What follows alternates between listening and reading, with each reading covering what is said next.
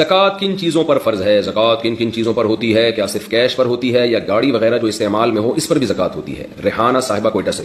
زکوٰۃ 4 چیزوں پر ہوتی ہے، اس کو یاد کر لیں. کیش اماؤنٹ جو آپ کے پاس ہے اس پر بہرحال آپ نے زکوٰۃ دینی ہے، تھوڑا ہو یا زیادہ ہو.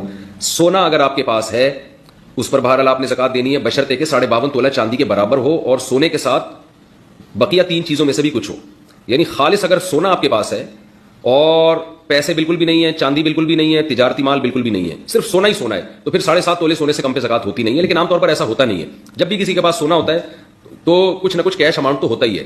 تو اس لیے پھر ایسی صورت میں سونا نہیں دیکھا جائے گا، بلکہ یہ دیکھا جائے سونا اصل نہیں دیکھا جائے گا، بلکہ سونے کی ویلیو دیکھی جائے گی کہ 52.5 تولے چاندی کے برابر سونا ہے یا نہیں. اور وہ آدھا تولہ سونا بھی آج کل 52.5 تولے چاندی کے برابر ہو جاتا ہے. تو اس لیے دوبارہ بتا دیتا ہوں، 4 چیزیں دیکھنی ہے: سونا، چاندی، کیش اماؤنٹ اور سامان تجارت.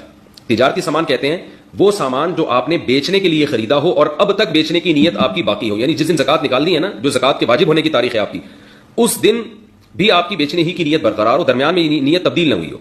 تو ایسی چیزوں کو سامان تجارت کہا جاتا ہے. کوئی پلاٹ آپ نے خریدا بیچنے کے لیے، کوئی مکان آپ نے خریدا بیچنے کے لیے، جو دکان میں آپ نے سامان ڈالا ہوتا ہے سارا بیچنے کے لیے ڈالا ہوتا ہے، لہٰذا جتنے دکان میں اثاثے پڑے ہیں سب پہ زکوٰۃ واجب ہوتی ہے.